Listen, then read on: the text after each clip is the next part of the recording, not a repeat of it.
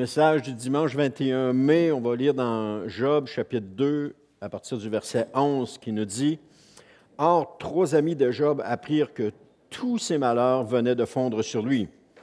Ils vinrent chacun de son pays, c'était Éliphaz de Théman, Bildad de Shoua et Tsophar de Naama. En effet, ils décidèrent ensemble d'aller lui témoigner leur sympathie et le consoler. » Verset 12, « Lorsqu'ils l'aperçurent de loin, ils ne le reconnurent pas, et ils se mirent à pleurer à grand bruit. Ils déchirèrent leurs manteaux et jetèrent de la poussière en l'air au-dessus de leur tête. » Verset 13, « Puis ils restèrent là, assis par terre à ses côtés, 7 jours et 7 nuits. Aucun d'eux ne lui dit un mot, car ils voyaient bien combien sa souffrance était grande. » Vous savez, la vie n'est pas facile, mais sans les embûches, comment pourrions-nous arriver au ciel? Comment pourrions-nous atteindre notre but s'il n'y avait pas d'embûches? Ça serait trop facile. Les embûches nous aident à persévérer. Les embûches nous aident à continuer d'avancer. Les embûches nous donnent la force de continuer d'avancer.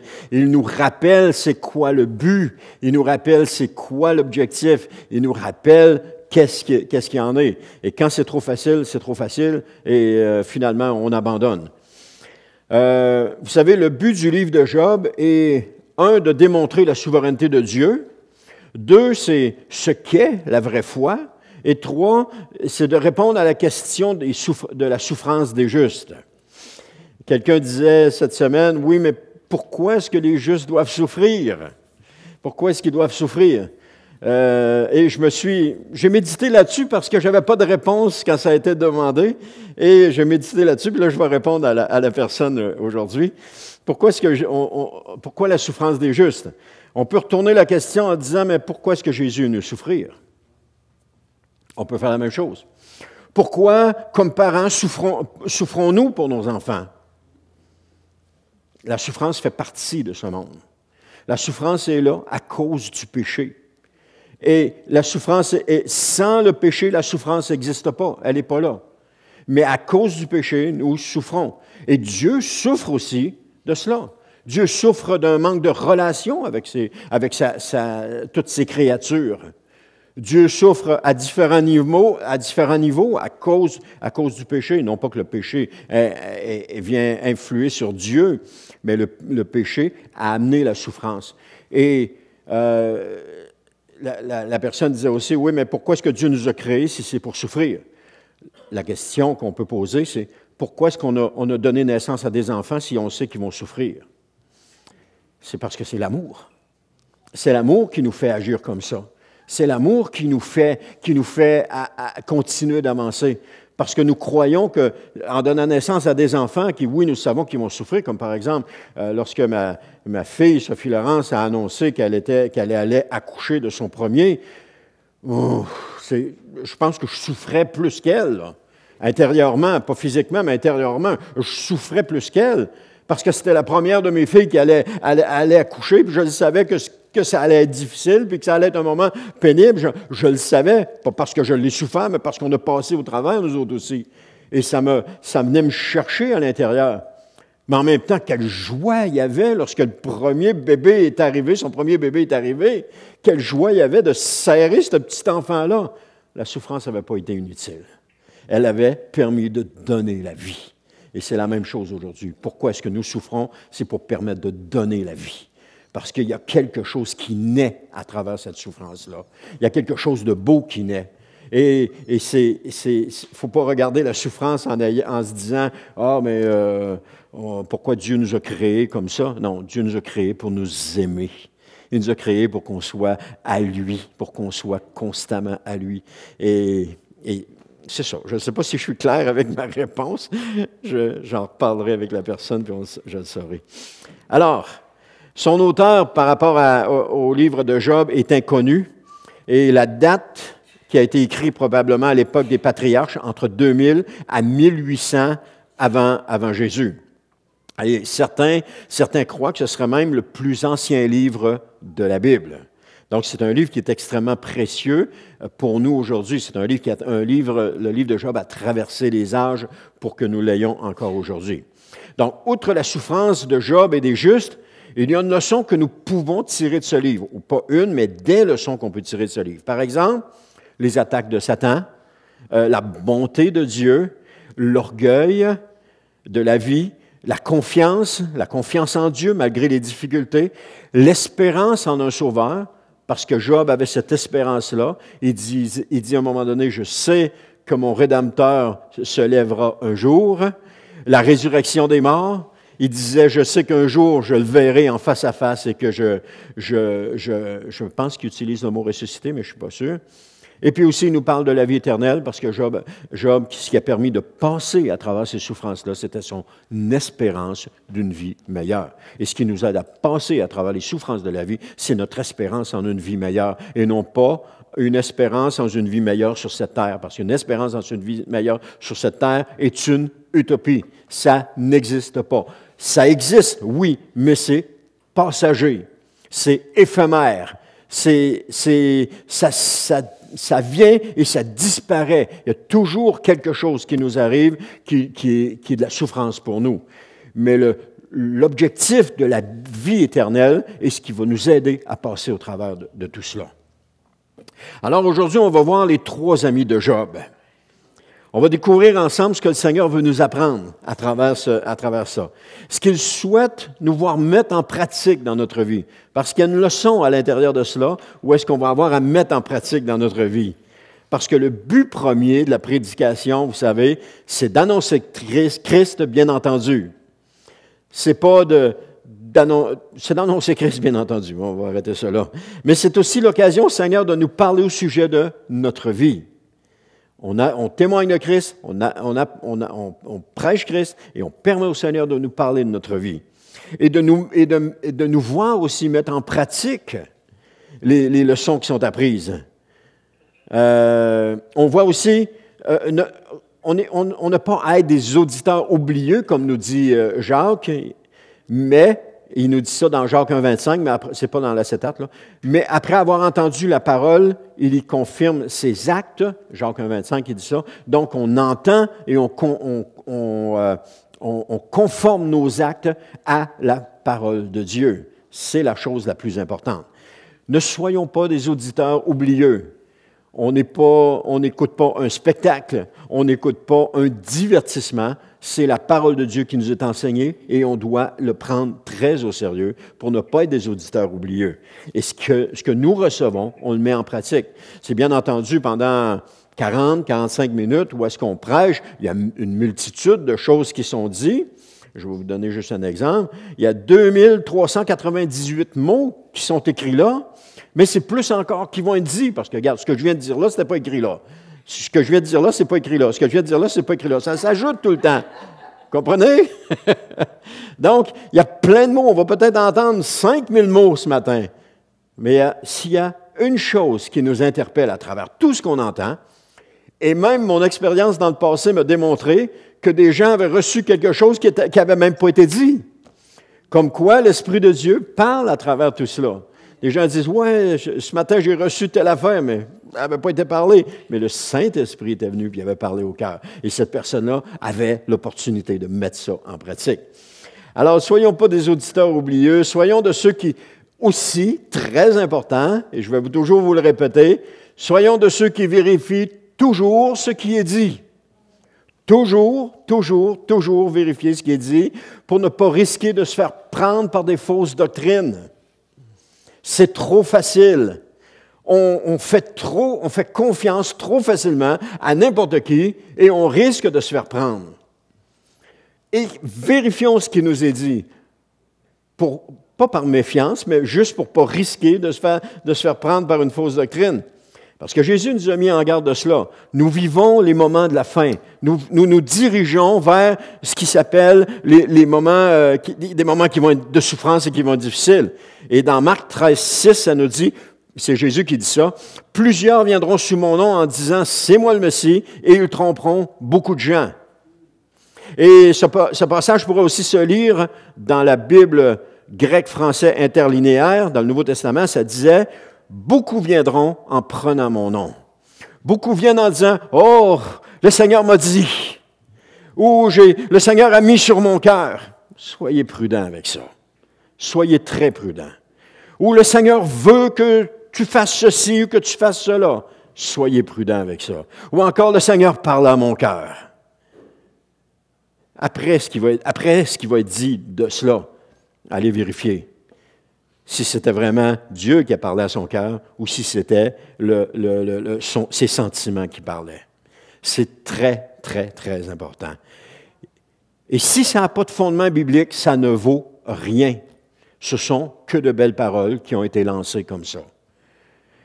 Ce sont des sentiments que la personne qui parle et pas le Seigneur. C'est trop facile de se laisser aller à nos sentiments, de partager des sentiments, de les laisser aller et qui ne sont pas le reflet, mais pas du tout de la parole de Dieu. Parce que la parole de Dieu contient tout ce dont nous avons besoin de savoir. On n'a rien ajouté à la parole de Dieu. Rien ne doit être ajouté non plus à la parole de Dieu. Rien ne doit être enlevé à la parole de Dieu. Elle est complète en elle-même. Et tout ce qu'on a besoin de savoir, il est là. Et comment est-ce qu'on reconnaît un faux billet? C'est en connaissant le vrai. C'est seulement en connaissant le vrai qu'on va reconnaître un faux billet. À un moment donné, il y avait eu une fausse doctrine qui s'appelle la fausse doctrine de la grâce. Ah, la grâce fait ci, la grâce fait ça, tu n'as pas besoin de rien faire, la grâce fait tout. C'était pas biblique, mais pas tout, là. Mais, comme c'était enseigné, comme c'était dit, il y a des gens qui ont adhéré à cette fausse doctrine-là. Pourquoi ils ont adhéré? Parce que c'était fascinant, parce que c'était, wow, oui, c'est ça qu'on veut, mais c'était pas biblique. Il y a eu l'autre fausse doctrine de la prospérité. Oh, le Seigneur veut que tu sois riche, le Seigneur veut que tu aies une auto le dernier modèle de l'auto, le Seigneur veut que tu vives dans une grande maison, le Seigneur veut pas que tu sois pauvre, etc. Ça n'avait rien de biblique. Mais pourquoi les gens adhéraient à cela? Parce que ça caressait les oreilles. C'était caressant, c'était le fun, c'était ça qu'on veut, ça donnait un espoir pour ceux qui avaient moins les moyens. Mais ce n'était pas biblique.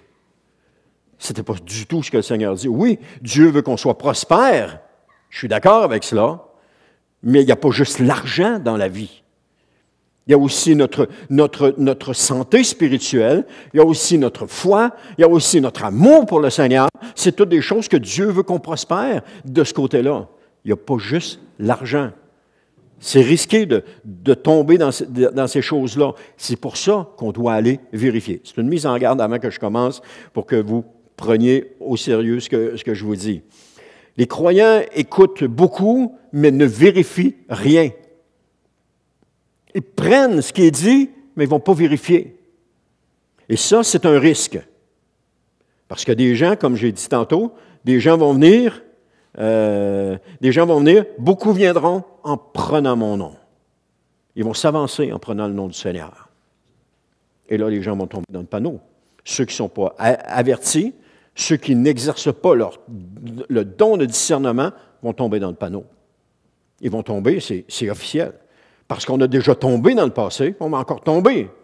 Mais pour éviter de tomber, il faut vraiment aller vérifier dans la parole de Dieu, constamment. Constamment, constamment, constamment. Matthieu 10, 16 nous dit, « Voici, moi je vous envoie comme des brebis au milieu des loups, soyez prudents comme des serpents et innocents comme des colombes. » Soyez prudents comme des serpents. Un serpent, c'est prudent, mais ça n'a pas envie de se faire piler dessus. Hein? Alors, soyons prudents comme ça. Alors, Job, chapitre 2, verset 11, nous disait, « Or, 3 amis de Job apprirent que tous ses malheurs venaient de fondre sur lui. Ils vinrent chacun de son pays, c'était Éliphaz de Théman, Bildad de Shoua et Tsophar de Naama. En effet, ils décidèrent ensemble d'aller lui témoigner leur sympathie et le consoler. » Alors, on a 3 amis de Job. Nous avons aussi 3 amis. Hein? On a le Père, le Fils et le Saint-Esprit. Amen. Certes, ils n'ont rien de comparable aux amis de Job, mais ils sont toujours là avec nous. Faut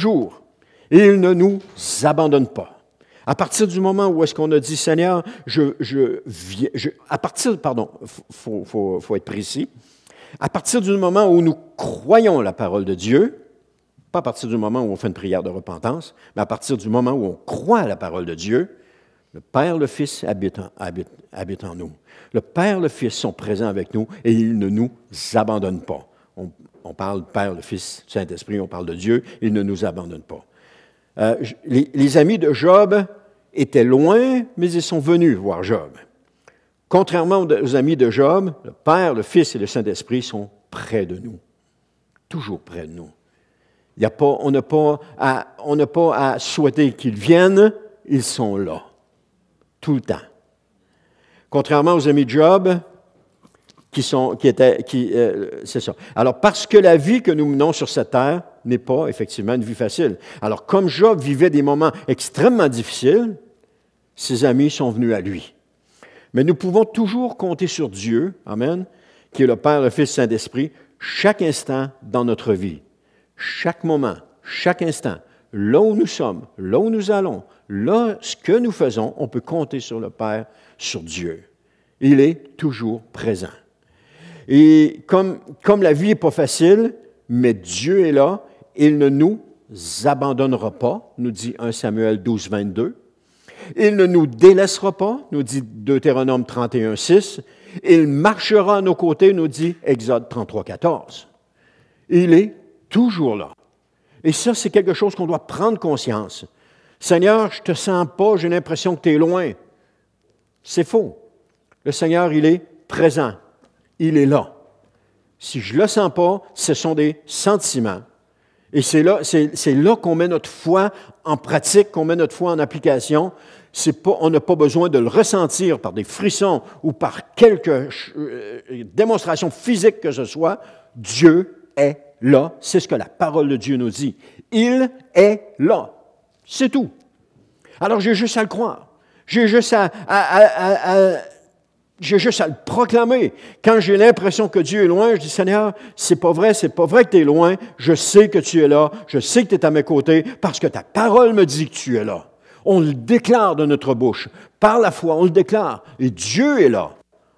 On n'a pas à penser, on n'a pas à dire, oh, le Seigneur m'a abandonné, le Seigneur m'a délaissé. Non. Il dit, il ne nous abandonnera pas. C'est ce que 1 Samuel 12, 22 nous dit. Dieu ne nous abandonnera pas. On n'a pas à craindre qu'il nous abandonne. On peut craindre que les hommes nous abandonnent. Il y a des milliers d'enfants aujourd'hui qui ont été abandonnés par un parent ou par un autre. Un parent qui est parti de la maison, puis qui lui dit, « Ah, mais tu sais, je t'aime. » Oui, mais l'enfant pourrait répondre, « Oui, mais si tu m'aimes, pourquoi tu m'abandonnes? » Ça se pose comme question. Ou encore, c'est la mère qui a décidé de partir. Mais ils ont resté quand même proches. Ça, c'est pas pire. Mais il y en a d'autres qui sont partis, qui sont retirés complètement de la vie de leur famille et que les enfants n'ont jamais entendu parler de leurs parents par la suite. Ça, c'est dramatique. Ça, c'est dramatique. Mais Dieu n'est pas comme ça. Dieu ne nous abandonnera pas, il ne nous délaissera pas, il ne nous laissera pas tomber. Il va toujours être là. Alors, pour les parents pour les enfants dont un parent les a abandonnés, aujourd'hui, quelle est leur crainte? C'est qu'on les abandonne. Ils pensent juste à ça. Ils vont avoir de la misère dans leur relation avec les autres parce qu'ils vont toujours avoir un spectre sur eux d'être abandonnés, que la personne s'en aille. Mais Dieu n'est pas comme ça. N'oubliez jamais ça. Maintenant, qui étaient les amis de Job? On a les trois, je les ai nommés tantôt, Éliphaz de Théman, Bildad de Chouan et Tsophar de Naama. Une autre chose qu'on peut voir de remarquable, c'est que la Bible nous dit qu'il y avait trois amis, mais en réalité, il y a un quatrième que nous découvrons à partir du chapitre 32, qui est là aussi. Et c'est Elihu de Bouz, B-O-U-Z. Vous savez, nous pouvons avoir les amis, mais il y en a un qui est silencieux. Il y en a un qui est à côté de nous, mais qui est silencieux. Tantôt, j'ai parlé des trois amis qui étaient proches, mais en même temps, on peut voir autre chose dans cela, c'est que le Seigneur Jésus est à nos côtés, ou le Saint-Esprit est à nos côtés, ou le Père est à nos côtés, mais il est silencieux. On ne l'entend pas. Ou quelquefois, on l'entend, mais je veux dire, comme il est toujours là, comme il est ici présentement, il peut être silencieux. Parce que la Bible nous dit que lorsque 2 ou 3, c'est dans Matthieu 18, 20, sont assemblés en son nom, le Seigneur est là, présent au milieu. Les chrétiens parlent et parlent, mais ils oublient que Jésus est là. Ils y vont de commérage, ils y vont de dénigrement, ils y vont de parler sur le dos contre quelqu'un, mais ils oublient que le Seigneur est là.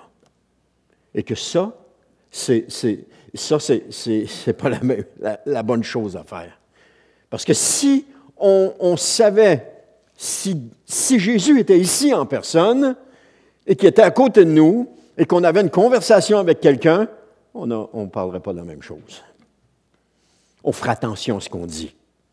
On serait très prudent. Et ça, c'est la même chose. Tu roules sur la route et tu fais des manœuvres, etc., qui ne sont pas réglementaires, mais c'est pas grave, la police n'est pas là, elle ne te voit pas. Mais tout à coup, tu roules et puis là, la police arrive à côté de toi. Oh, c'est drôle comment tu changes ton attitude. C'est drôle comment ta conduite change. Et ça, c'est pour tout le monde, là. C'est pas juste quelques-uns, c'est tout le monde. On roule sur le boulevard ici, c'est une limite à 50 km/h, et là, ça roule 60, 65, des fois 70. Il y en a même que je connais qui s'était fait prendre à 70 km/h, il était déjà trop vite. Mais là, tout à coup, il arrive, puis la police est là, mais elle roule 50. C'est drôle, il n'y a plus personne qui dépasse. Il n'y a plus personne qui roule plus vite que 50. Pourquoi est-ce que ça change quand on sait que l'autorité est là? Et ça serait la même chose avec le Seigneur Jésus. S'il était là à côté de nous, notre langage changerait. Notre comportement changerait. Notre façon de se tenir changerait. Notre façon de louer changerait. Parce que là, on louerait, puis on serait tout le temps en train de regarder, voir, on est-tu correct? On est-tu correct? C'est correct? Mais le problème dans tout ça, c'est que Jésus il est là. On ne le voit pas de nos yeux, mais il est là. Et ça, il faut en prendre connaissance. Ça, il faut le prendre en considération. Il est là. Quand on fait une blague qui est douteuse, Jésus est là, il a tout entendu. Il a tout entendu. Et là, on pense qu'on est correct. On pense qu'on est correct. Après ça, on est avant la réunion, on fait des blagues douteuses, on parle d'un, on parle de l'autre. Je ne sais pas que c'est ça qui se passe ici, là. On parle d'un, on parle de l'autre. Après ça, on rentre dans la réunion. Oh, Seigneur éternel, je veux te louer, Seigneur. Tu es tellement merveilleux. Oh, oh. Si on avait seulement le souvenir que Jésus a tout entendu ce qu'on a dit avant, peut-être qu'on plierait les genoux et on dirait, Seigneur, je te demande pardon pour les propos que j'ai eus. J'aurais pas dû dire ces choses-là. J'aurais pas dû même y penser, je te demande pardon. Là, on pourrait louer librement. Là, on pourrait louer. Amen. Éliou aussi a attendu que tous aient parlé avant de parler. Comme Jésus sera celui qui parlera en dernier, et il parlera, comme Jésus va être celui qui va parler en dernier. Mais lorsqu'il parlera, ce sera au tribunal de Christ. Et je ne suis pas sûr qu'on a envie d'entendre tout ce qu'il va avoir envie de dire. Mais c'est le moment de corriger les choses. C'est le moment de changer les choses. C'est le moment de se mettre en règle avec Dieu. On a un bel exemple de cela dans le livre de l'Apocalypse, alors que Christ s'adresse aux 7 églises. Nous voyons que ce n'est pas nécessairement une partie de plaisir ou encore une simple formalité. Oubliez jamais que comme Éliou, Christ est là et il ne parle pas. Et quand Éliou a commencé à parler, ça nous dit qu'il était en colère à cause des propos que les 3 autres avaient donnés. Éliou est celui qui a parlé le plus. Les 3 autres ont parlé, étaient beaucoup plus humains dans leur façon de parler, mais Éliou est celui qui était le plus juste des 3 par rapport à Dieu. Et d'ailleurs, c'est ce qu'on voit dans le passage. Alors, qu'est-ce que Jésus a dit par rapport aux églises? Premièrement, il leur a parlé de ce qui méritait l'approbation de Jésus. Alors, le premier, c'est dans Éphèse, à l'église d'Éphèse, il dit l'approbation, c'est leur travail et leur persévérance. Avant de dire ça, j'ai oublié de dire ça ici, on sait que les églises peuvent représenter dans le temps les différentes églises qui sont passées à travers les siècles. Ça, c'est une chose que ça peut faire. Mais on sait aussi que les églises peuvent représenter le caractère de certaines églises maintenant. Mais on sait aussi que les églises peuvent aussi représenter le caractère des individus qui forment l'Église, bien entendu. Ça peut représenter le caractère. Alors, quand Jésus s'adresse à des reproches, on peut voir que on peut aussi accepter que Jésus s'adresse à des personnes et dans leur caractère. Alors, ce matin, le Seigneur nous parle parce que nous sommes à quelque part. Chacun de nous, on peut se retrouver à l'intérieur d'une Église par rapport à notre comportement. Comme par exemple, quand Jésus donne l'approbation à l'Église d'Éphèse, il approuve le travail et la persévérance. Je sais que le Seigneur approuve le travail et la persévérance de certains croyants. À l'Église de Smyrne, ce qu'il approuve, c'est l'endurance dans la persécution et la pauvreté. Ils ont eu cette endurance-là. À Pergame, c'est la fidélité dans la foi. Ou encore à Thyatire, c'est l'amour, la foi et le service. À Sardes, l'efficacité, et à Philadelphie, c'est la fidélité. Je sais que chacun de nous, on peut se retrouver dans une de ces églises-là par rapport à notre caractère et par rapport à ce que nous sommes et par rapport à l'approbation de Jésus sur notre vie.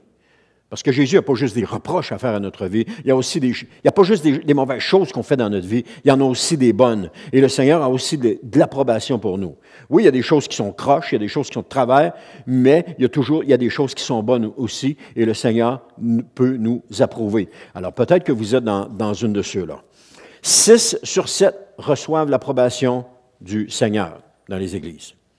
Alors comme chaque chrétien a quelque chose en lui que Christ approuve, et aussi, on a ce qui mérite le reproche de Christ. Éphèse, c'est la perte du premier amour. Ils ont perdu leur premier amour. Si on dit, mais cette église-là représente, Éphèse, c'est la première église qui est mentionnée, elle représente l'église des apôtres, eh bien, le Seigneur, 60 ans plus tard, peut-être, 70 ans plus tard, le Seigneur a un reproche à leur faire, ils ont abandonné leur premier amour. Peut-être qu'il y a des chrétiens aussi qui ont abandonné leur premier amour. Peut-être qu'il y a des églises qui ont abandonné leur premier amour collectivement parlant. Et c'est les reproches que Christ donne. La deuxième, c'est à Pergame, c'est le compromis. Le compromis qui était en eux. Le compromis qui était dans cette église. Il peut y avoir du compromis dans notre vie par rapport à notre vie chrétienne. Ou est-ce qu'on accepte des choses qui ne sont pas de Dieu, mais on s'en accommode. Et puis, on continue quand même avec ça, mais on sait pertinemment qu'ils ne sont pas de Dieu. Thyatire, c'est l'immoralité. L'immoralité est grandissante dans le monde dans lequel on vit aujourd'hui, et il est facile de tomber dans l'immoralité quotidiennement. Sardes, c'est la superficialité. Et Laodicée, la tiédeur. Des reproches que Jésus fait à cette Église-là, mais aussi des reproches que Jésus fait à certains croyants par rapport à certaines dimensions dans leur vie. Le Seigneur a des choses encourageantes à nous dire, mais il y a aussi des reproches à nous faire. Et ça, il faut être prêt à l'accepter aussi. Et ici, Christ reproche quelque chose à 5 églises sur 7.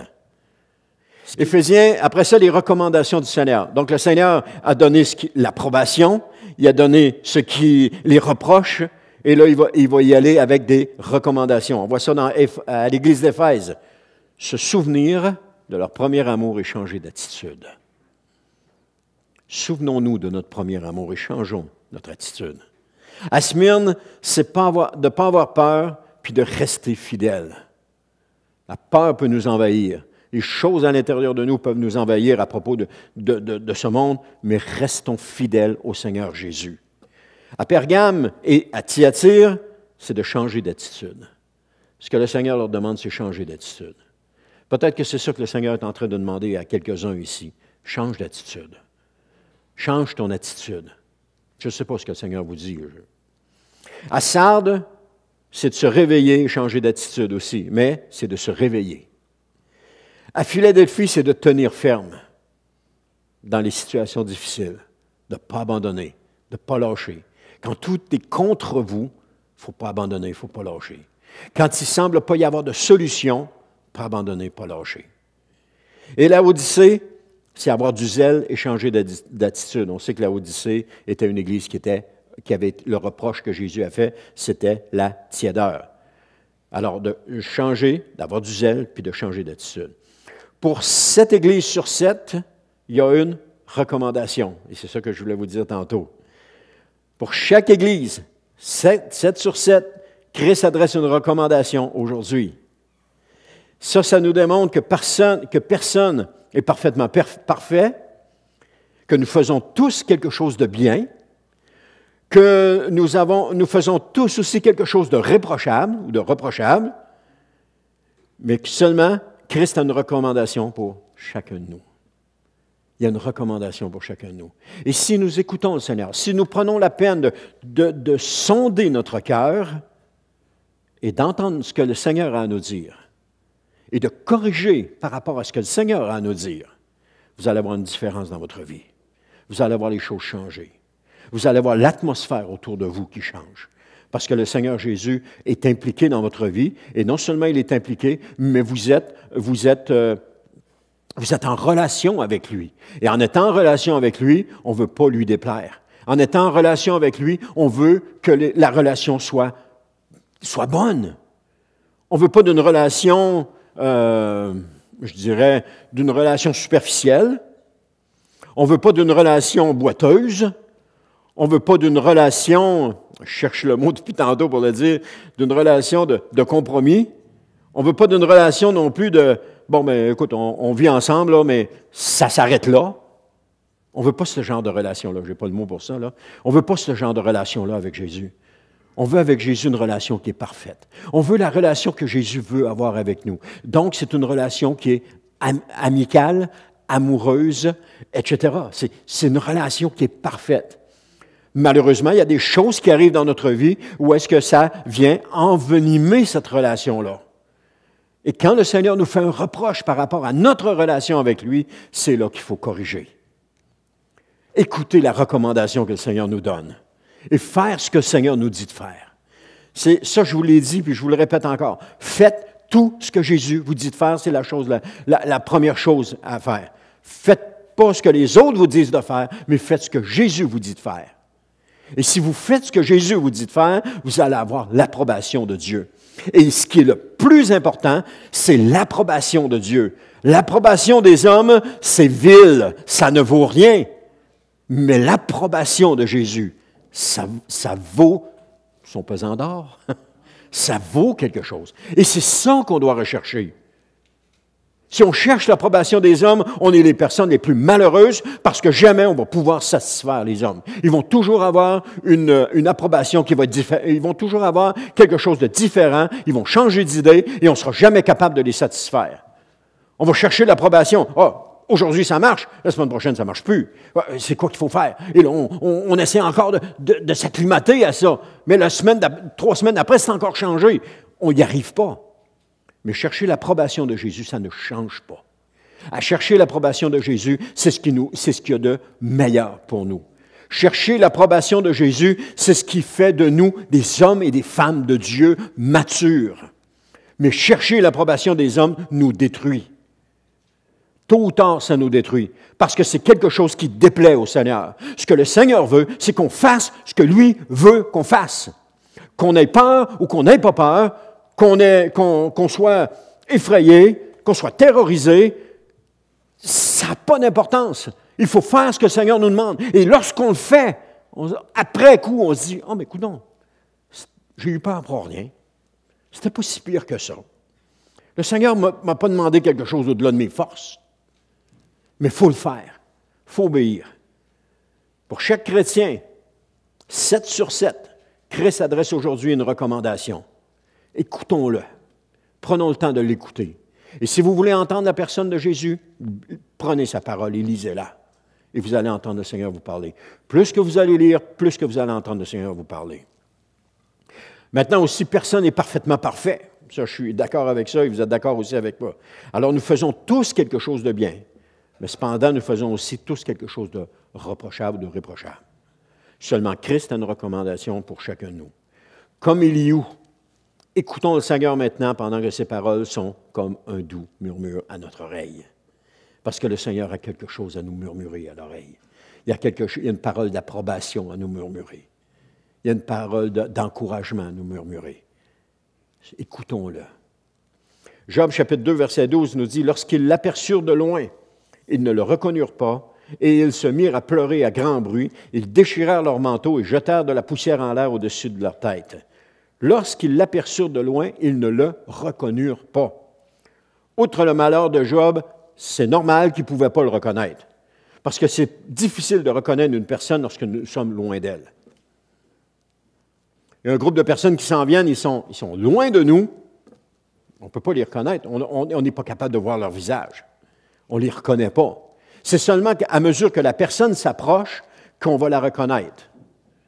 Quand, à un moment donné, si j'enlève mes lunettes, vous avez besoin d'être très proche parce que je ne vous reconnaîtrai pas de loin. Je vous vois tout embrouillé, je ne vous reconnaîtrai pas. Là, je vous reconnais parce que je vous vois clairement. Mais c'est la même chose. À un moment donné, on voit dans... Ça, c'est une supposition que je fais. On voit que David, après que Saül est allé dans la grotte et que David avait coupé le pan de son manteau, Saül est sorti et David est sorti par après, puis il dit, « Regarde, il dit, c'est ça, c'est ton pan de manteau, je le paraphrase. » Et là, Saül va dire une phrase qui va dire, « David, c'est toi, mon fils? » Mais pourquoi il dit, « C'est toi, mon fils? » Il ne le reconnaît pas. Je pense que David était trop loin pour qu'il puisse le reconnaître. Il ne pouvait pas le reconnaître, David était trop loin. C'est seulement par sa parole qu'il a pu dire, mais c'est toi. Il voulait juste vérifier, s'assurer que c'était lui. Quand on est loin de quelqu'un, on l'oublie. Quand on est loin de quelqu'un, on ne le reconnaît pas. Et lorsqu'on est loin de Jésus, on l'oublie. Et si on est loin de Jésus, lorsqu'il se manifeste à nous, on ne reconnaît pas que c'est Jésus. Il est là, ça c'est un des problèmes que nous vivons. Si nous vivons loin de Jésus, c'est-à-dire que nous négligeons notre relation avec lui, lorsqu'il va nous parler, on ne le reconnaîtra pas. Là, on va être comme Saül. Jésus, c'est-tu toi qui me parles? Alors que si on a une relation avec lui, on sait quand il nous parle. On ne pose même plus la question, c'est-tu vraiment toi qui me parles? On sait que c'est lui. Parce qu'il nous parle régulièrement. Il nous annonce régulièrement des choses, il nous dit régulièrement des choses. Et on n'a pas de doute par rapport à ça. On sait que ça vient de lui. On ne se pose plus la question. Au début, quand j'ai commencé, à l'époque, je prophétisais dans l'Église. Et là, vous vous demandez peut-être pourquoi tu ne prophétises plus. Je vous le dirai tantôt. Mais à l'époque où je prophétisais plus souvent dans l'Église, je n'étais pas pasteur à ce moment-là, j'étais simplement un chrétien comme vous, assis dans les bancs. Et les premières fois où j'ai prophétisé, c'était « Seigneur, c'est-tu vraiment toi qui me parles? » Je n'étais pas sûr, là. Mais avec le temps, ma relation a grandi avec le Seigneur et j'ai compris que quand il y avait quelque chose qui venait, je savais que c'était de Dieu. La façon que ça venait, la façon que ça se présentait, je savais que c'était de Dieu. J'avais pu à poser la question, à me demander, c'est-tu vraiment toi qui me parles? Je savais que c'était lui qui me parlait. Parce que les expériences dans le passé de prophéties que j'avais délivrées et de personnes qui étaient venues me dire, écoute, ce que tu as dit, ça a vraiment parlé à mon cœur. Là, je faisais le lien A plus B égale C, 1 plus 1 égale 2. Je savais que la parole que j'avais eue, la façon que je l'avais eue, et que ça avait parlé, je savais que ça venait de Dieu. J'avais plus de doute dans mon esprit. Et à partir de là, j'entendais la parole de Dieu, je l'entendais, et je savais quand le Seigneur voulait que je prophétise. Et pourquoi je prophétise moins dans l'Église aujourd'hui? Parce que je veux pas... Une des choses que je me dis, c'est qu'il y a des choses qu'on sait, et c'est risqué d'apporter une prophétie en fonction de ce que nous savons et d'influencer les gens. Et c'est pour ça que je fais très attention à ce que j'apporte. Sauf que si je suis dans un groupe où est-ce que je ne suis pas impliqué en leadership, c'est plus facile de l'apporter parce que je ne connais pas, je ne sais pas ce que les gens vivent. Et quand on ne sait pas ce que les gens vivent en général, on peut apporter une prophétie et on sait que ça va parler à quelqu'un parce que le Seigneur nous dit que ça va parler à quelqu'un. Alors c'est un peu ça qui fait que j'en apporte moins. Malgré que, vous savez, dans les deux églises maisons qu'on a, ça m'est arrivé les semaines passées, j'étais content parce que ça faisait longtemps, mais ça m'est arrivé d'apporter des messages, deux prophéties, une à chacune, et ça a été bénissant parce qu'à tout coup, la personne vient me voir après, elle dit « Ce que tu as dit, c'était pour moi. » Amen, gloire à Dieu. Si personne ne me l'avait dit, je savais que c'était pour quelqu'un, puis c'est correct. Je n'ai pas besoin de l'approbation des gens. Maintenant, je n'ai plus besoin de l'approbation des gens. Je sais que quand le Seigneur me donne une parole, c'est pour quelqu'un, point à la ligne. Alors, je la donne. Alors, ils se mirent à pleurer à grand bruit. Lorsqu'ils l'ont reconnu, ils se sont mis à pleurer à grand bruit. Et c'est la même chose qui arrive à une personne qui reconnaît Jésus dans sa vie pour la première fois. Souvenez-vous quand vous êtes venu au Seigneur la première fois, le sentiment qu'il y avait à l'intérieur de vous. Souvenez-vous quand vous avez reconnu Jésus dans une situation et que vous vous êtes mis à pleurer de joie devant le Seigneur. Et que vous avez dit en pleurant, puis les grosses larmes qui coulaient, « Seigneur, je te remercie que tu sois là. Je te remercie, Seigneur, que tu t'es révélé à moi. » Imaginez ce que ça fait quand on est dans cette situation-là. Alors, c'est ça qu'ils sont faits. Ils se sont mis à pleurer, parfois fort et parfois pendant des jours. Lorsqu'une personne est venue au Seigneur, il y en a qui se sont mis à pleurer fort, puis il y en a d'autres qui se sont mis à pleurer pendant des jours. Ils ont pleuré parce que pour la première fois de leur vie, ils découvraient l'amour de Dieu dans leur vie. Pour la première fois de leur vie, ils venaient de trouver ce qui leur manquait. Ce à quoi ils avaient cherché toute leur vie. Et pour la première fois, ils venaient de le découvrir. Elle se met à pleurer, puis parfois, pendant des jours, il y a tellement de joie et de bonheur lorsqu'on rencontre Jésus. Lorsqu'on croit à la parole de Dieu, puis qu'on rencontre Jésus, puis qu'on découvre qui est le Seigneur. Il y a des gens qui ont découvert le Seigneur tout simplement parce que soit ils ont trouvé une Bible, qui ont décidé de la lire, soit quelqu'un leur en a donné une, ils ont commencé à lire la Bible, et là, le Seigneur a commencé à leur parler. Et la joie qu'ils ont ressentie, les larmes qui ont commencé à couler de leurs yeux. Et il y a aussi une guérison de l'âme qui s'opère à ce moment-là lorsqu'on reconnaît Jésus comme le Seigneur. Ensuite de ça, ils déchirèrent leur manteau. Déchirer son manteau était un signe de consternation. Ils prenaient le manteau, ils le déchiraient. Consternation qui signifie abattement profond à la suite d'un incident. Ils étaient abattus par rapport à ce qui se passait dans la vie de Job. Les amis de Job ont vraiment été consternés de la situation. Ils n'en revenaient pas de ce qui se passait. Et si nous pouvions tous avoir des amis qui sont consternés par ce qui nous arrive, il me semble que le baume, il y aurait un baume qui serait là. Il me semble qu'il y aurait quelque chose dans notre vie qui nous aiderait à passer au travers. Mieux encore, si nous pouvions être consternés par ce qui arrive aux autres. Consternés de ce qui leur arrive. Des fois, les gens, il y a des gens qui vivent des choses difficiles, mais ils n'en parlent pas à personne, ils gardent ça pour eux autres. Ou bien ils disent à quelques-uns, mais dis-les pas. Alors, comment tu veux être consterné quand tu ne sais pas ce qui se passe dans la vie de quelqu'un? Mais quand tu sais ce qui se passe dans la vie de quelqu'un, tu peux être consterné. Tu peux être consterné au point de juste commencer à prier au Seigneur, de dire, Seigneur, viens aider cette personne. Seigneur, viens l'aider dans sa vie. Viens l'aider, Seigneur, pour lui donner du courage pour passer au travers de ce qu'elle est en train de vivre. Viens lui donner la force de passer au travers de ce qu'elle est en train de vivre. Parce que quand on est consterné pour quelqu'un, il y a tout de suite un sentiment de prière qui monte envers cette personne-là.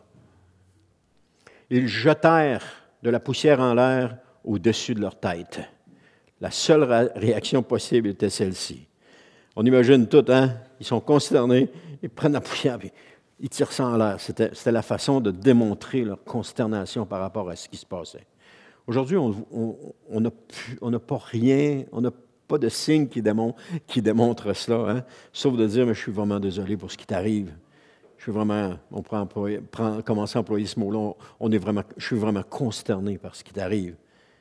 Parce qu'on voit qu'il y a quelque chose. Mais là, prendre du sable et le tirer en l'air, on ne fait plus ça. Mais c'était la seule réaction possible pour eux. Qu'est-ce qu'il pouvait faire d'autre? Job subissait quelque chose dans sa vie qui était énorme. Qui s'était abattu sur lui. Qu'est-ce qu'il pouvait faire d'autre? Ressusciter ses enfants? Ou donner de leurs enfants à Job? Mais ce n'était pas ses enfants étaient déjà morts. Il aurait pu prendre de leur troupeau puis l'amener à Job, mais ça aurait-tu arrangé la cause de Job? Est-ce qu'il était capable d'enlever les souffrances par rapport à ses ulcères? Ils n'étaient pas capables de le faire. Et même s'il y avait, je vais vous dire quelque chose, même s'il avait prié pendant toute la semaine, le Seigneur avait déjà décidé qu'est-ce qui se passait dans la vie de Job. Et ce qui se passait dans la vie de Job, ça devait se passer comme ça. Parce que Dieu est en train de façonner son serviteur. Il est en train de parler à son serviteur. Il est en train d'encourager son serviteur. Ça paraît... Il est en train, je dis encourager, mais plus, il est en train de permettre à son serviteur d'entrer au plus profond de lui-même pour s'analyser, puis découvrir qui il était réellement. Et qui était Dieu réellement? Parce que Job avait toutes sortes de conceptions par rapport à Dieu et par rapport à lui-même, mais il ne se connaissait pas vraiment. Les situations difficiles qu'on vit nous permettent, si on accepte de vivre, qu'on accepte de vivre avec le Seigneur, permettent d'entrer en nous-mêmes pour apprendre à se connaître. Et aussi apprendre à connaître qui est Jésus. C'est à travers les situations difficiles de ma vie que j'ai appris à connaître le Seigneur. Et c'est à travers ces situations-là que j'ai appris à me connaître aussi, à savoir mes limites, à savoir jusqu'où je peux aller, comment je peux endurer certaines choses. Si on ne vit pas ça, on n'a aucune idée de ce qu'on est. On a besoin de ces choses-là. Je disais au début que ça prend des embûches pour nous conduire vers le ciel. On a besoin de ça. Parce que si tout est trop facile, on n'a aucune résistance. Vous prenez une plante que vous faites pousser dans la maison. La température ambiante est parfaite, l'éclairage est parfait, l'eau est juste parfaite, elle grandit bien. Prenez-la, puis allez la mettre dehors. Vous allez voir qu'elle va passer un mauvais quart d'heure. Parce que là, il n'y a plus rien de parfait. Il n'y a plus rien. Elle va avoir besoin de quoi? De rentrer au plus profond d'elle-même pour aller puiser des forces pour passer au travers de cette épreuve-là. Parce que la prendre puis la transplanter là, c'est une épreuve. Quand on restait à Québec, j'ai dit, ça serait le fun d'avoir un arbre sur le terrain. Mais aller acheter un arbre qui coûte une fortune, ça ne me tentait pas. J'ai dit, on va aller dans le bois, on va aller s'en chercher un, puis on va l'amener, puis on va le planter. Fait que je suis allé dans le bois, il y avait une talle c'était des érables, je ne sais pas trop, là, il y en avait 4-5 là, qui étaient tous ensemble. Alors, il était ça d'eau. Il y avait des feuilles dedans, il était bon, il était en plein été. Fait que j'ai pris ma pelle, j'ai creusé tout le tour, j'ai ramassé la grosse motte de terre, j'ai mis ça dans l'auto, j'ai amené ça chez nous, j'ai creusé le trou, je l'ai mis là, puis j'ai mis de l'eau, parce que ça a l'air qu'il faut mettre beaucoup d'eau. J'ai mis de l'eau, et toutes les feuilles ont tombé. Là, j'ai dit à ma femme, j'ai dit, il est mort. Ma femme m'a dit, non, laisse-les là, attends, ce printemps, les feuilles vont revenir. J'étais sûr qu'il était mort. Il a tout perdu ses feuilles, elles sont toutes flétries, puis ont tombé. Pourquoi? Parce que là, il venait de vivre une épreuve, là. Je venais de le prendre, de le sortir de son milieu, de couper des racines qui permettaient de s'alimenter et de le ramener à une place. Alors, qu'est-ce qu'il a fait? Il s'est débarrassé de ses feuilles, il a mis son énergie à refaire ses racines, et ensuite de ça, l'année d'après, les feuilles ont commencé à sortir, ils ont commencé à pousser. Je ne sais pas, les filles, quand est-ce qu'ils ont passé à la maison pour la dernière fois, à l'ancienne maison, puis qui ont vu l'arbre qui est rendu plus haut que la maison, puis le tronc, ça doit être gros comme ça. L'épreuve qu'il a vécue lui a permis de rentrer en lui-même, de refaire ses racines. Alors, c'est la même chose avec nous. Parfois, le Seigneur va nous déraciner de notre zone de confort. Il va nous placer dans un autre environnement. Et là, on n'a pas le choix de rentrer en nous-mêmes. On perd toute notre beauté, on perd tout notre éclat, on rentre en nous-mêmes, et puis là, on travaille sur nos racines pour refaire nos racines, pour que plus tard, on puisse encore briller à la gloire de Dieu. Tout simplement. Le Seigneur nous travaille, il nous façonne de cette façon-là. Et c'est ça que le Seigneur a fait à Job, et c'est ça qu'il a démontré aux amis de Job qui étaient en train de faire. Donc, Job venait, comme j'ai dit, il venait de tout perdre. Il venait de perdre ses enfants, ses serviteurs, ses troupeaux, ses revenus, sa dignité, puis sa raison de vivre. Il venait de tout perdre. Et je vais terminer avec ceci. Dans Job, chapitre 2, verset 13. « Puis ils restèrent là, assis par terre à ses côtés, 7 jours et 7 nuits. Aucun d'eux ne lui dit un mot, car il voyait combien grande était sa souffrance. » Incapable de parler, incapable de dire quoi que ce soit, tellement ils souffraient, tellement ils étaient touchés par le malheur de leur ami. Ils sont restés là 1 semaine sans dire un mot. Vous savez, parfois, ce n'est pas toujours nécessaire de parler pour aider quelqu'un. Juste notre présence à côté va l'aider grandement. On n'a pas toujours besoin de parler. On voit qu'ils étaient sans mots face à ce qui arrivait. Ils ont déchiré leur manteau, ils ont lancé de la poussière en l'air. Maintenant, ils sont assis près de lui, puis ils sont incapables de dire quoi que ce soit. Et c'était correct. C'était correct. On peut réagir de toutes sortes de manières lorsqu'un malheur frappe une personne qui nous est chère. De toutes sortes de manières. Mais la meilleure chose à faire est de lui démontrer notre soutien par notre présence. La dernière chose à faire, c'est de parler. Essayez de chercher le pourquoi du pourquoi, ou la raison du pourquoi. Laissons le Seigneur travailler à travers les personnes dans des situations difficiles. Laissons le Seigneur les façonner. Intervenons pas par nos paroles en disant « Oh, mais je pense que le Seigneur est en train de faire ceci » ou « Je pense que le Seigneur est en train de faire cela ». Ça ne donne rien de faire ça. Chacun de nous, à ce moment-là, quand on vit une épreuve, on a besoin d'entrer à l'intérieur puis de commencer à puiser nos forces à l'intérieur. Parce que c'est là qu'on devient plus fort. C'est là qu'on devient meilleur. C'est là qu'on devient persévérant. C'est quand on va chercher nos forces à l'intérieur. C'est quand on arrête de regarder ce qui se passe autour, puis qu'on commence à entrer à l'intérieur. Alors, quand on vit quelque chose de difficile, le moment est de rentrer à l'intérieur de nous. Rentrer, juste commencer à demander au Seigneur de dire « Seigneur, viens m'aider, Seigneur, j'ai besoin de ton aide. Seigneur, tu vois la souffrance, tu vois ce que je suis en train de vivre, tu vois ce que je suis en train de passer au travers. D'ailleurs, c'est toi qui l'as permis, tu le vois ce que je vis. Viens m'aider. » Et là, Dieu peut nous aider. Le Seigneur Jésus peut travailler à l'intérieur de nous. Il peut enlever les choses qui n'ont pas besoin d'être là. Il peut enlever ça, puis il peut commencer à faire son œuvre à l'intérieur de nous. Cette œuvre qui va nous rendre encore meilleurs, qui va nous rendre encore plus semblables au Seigneur Jésus. Parce que quand Dieu intervient en nous, c'est pour enlever des choses de ce monde qui n'ont pas d'affaires là. C'est pour arracher les racines qui ont pris place à l'intérieur de nous, qui n'ont pas d'affaires là, et nous rendre semblables à l'image de Jésus. Alors, plus vous allez vivre des choses difficiles et intenses, plus vous allez ressembler à Jésus. Et plus vous allez devenir comme Jésus. Et c'est ça le but. Le but de la vie chrétienne, c'est de ressembler à Jésus. De devenir semblable à lui. Toujours plus semblable à lui. De toujours, que ce soit dans nos paroles, dans nos pensées, dans nos actions, dans nos réactions, toujours plus semblable à Jésus. Pour que les gens nous regardent et qu'ils disent « Le Seigneur Jésus est vraiment toi. » Mais sauf que ce qu'ils ne savent pas, c'est tout le travail qui s'est fait au cours des dernières années. Où est-ce que le Seigneur a arraché des racines, a coupé des branches, a émondé tous les moments où est-ce qu'on a pleuré parce que ça faisait mal, mais qu'on disait au Seigneur, je t'en prie, arrête pas. Ça, les gens ne voient pas ça. Ils voient juste qu'on ressemble à Jésus. Et ça, c'est mon plus grand désir à l'intérieur de moi, de ressembler davantage à Jésus. Est-ce que c'est parfait, mon affaire? Non, c'est pas parfait. J'ai encore besoin que le Seigneur travaille. J'ai encore besoin qu'il en enlève. Mais la différence d'avec avant, c'est quand le Seigneur travaille, je suis plus découragé au point de vouloir tout abandonner, parce que je sais que maintenant, ce que le Seigneur fait, c'est ce qu'il y a de meilleur. Amen. C'est ce qu'il y a de meilleur. J'ai entendu un petit amen très faible. C'est ce qu'il y a de meilleur. Ça fait mal, mais le Seigneur travaille. Ça fait mal, mais le Seigneur nous façonne. Il nous rend semblables à l'image de Jésus.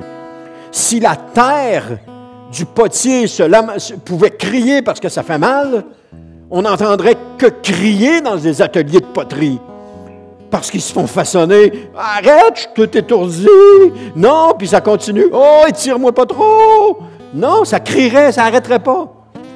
Mais non, ça ne crie pas. Gloire à Dieu.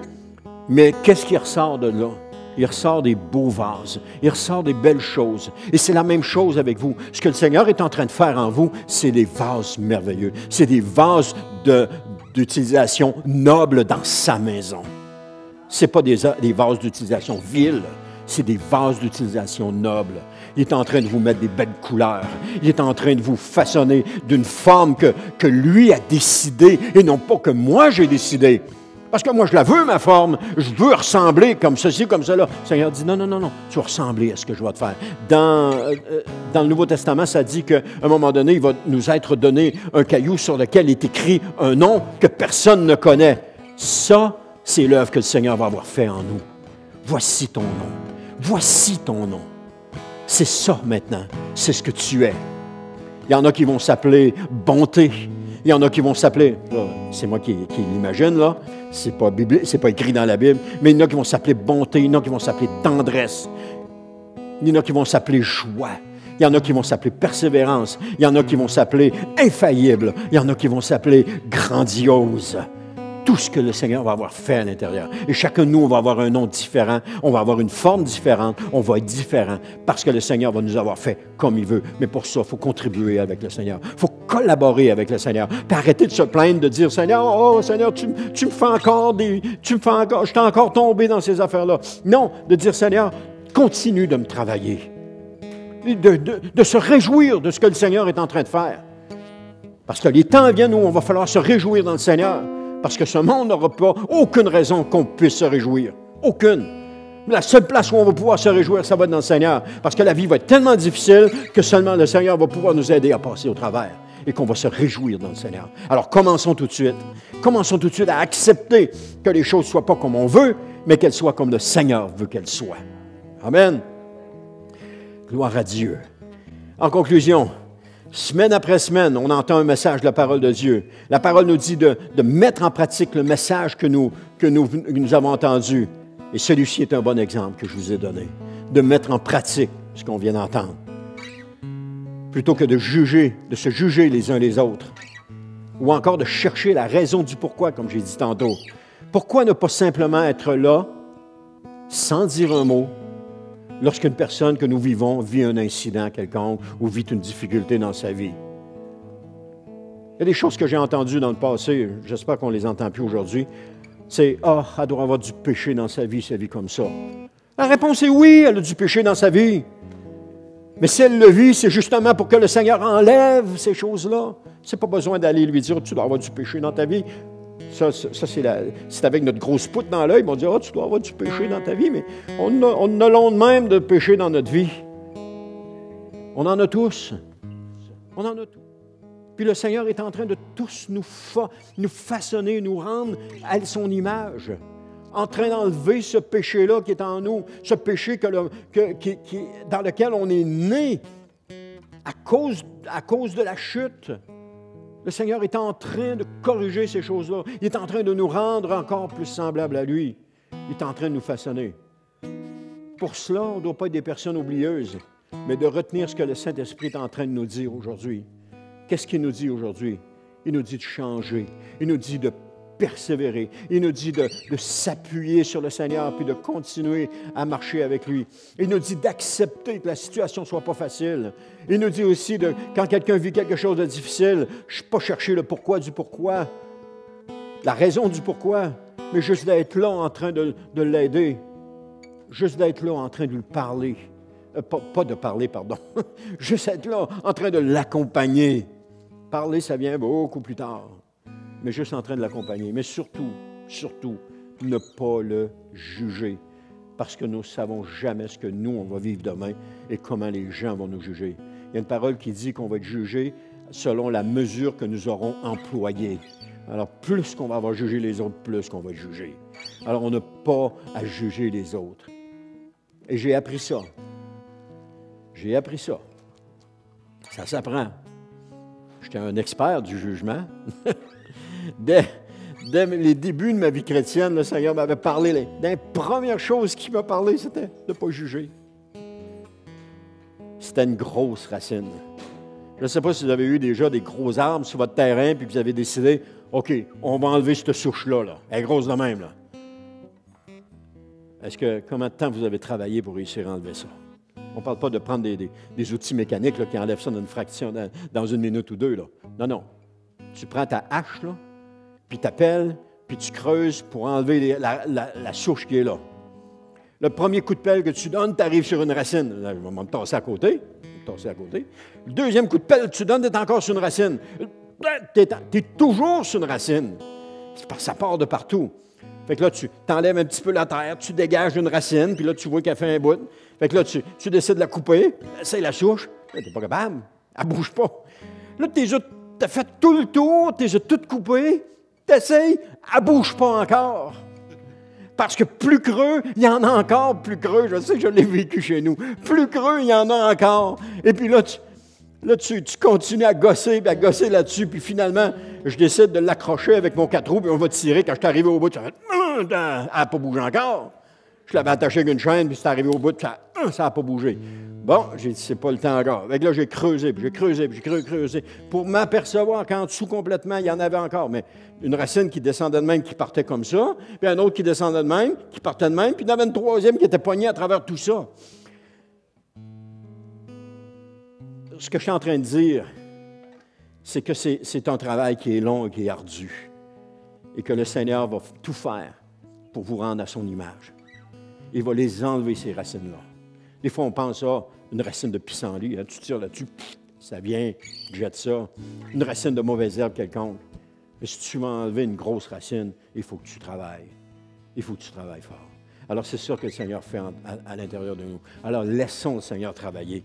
Et jugeons pas les autres en train de dire, parce que tu ne sais pas la grosseur de la racine que le Seigneur, c'est ça que je voulais dire dans le dos, tu ne sais pas la grosseur de la racine que le Seigneur est en train de travailler dans cette personne-là. Et quand cette racine-là va être enlevée, autant la personne est libérée de cela, parce que ça ne laisse pas un trou vide, là, parce que le Seigneur le remplit avec quelque chose. Là. Et la personne est libérée de cela, il y a quelque chose qui est fait. Mais ça continue. Il y en a encore des grosses racines. Il y en a encore. Il va en avoir toute notre vie, les grosses racines. Mais un jour, on va être semblable à Jésus. Un jour, on va entrer dans sa présence et on va être semblable à lui. Lorsqu'il va revenir nous prendre avec lui, on va rentrer dans sa présence et on va être semblable à lui. Ayons cette optique-là et continuons de travailler puis d'accepter que le Seigneur nous change. Travaillons avec lui. Amen, j'ai assez parlé. Amen. On va juste faire un chant. Tu avais quelque chose de prévu? Amen.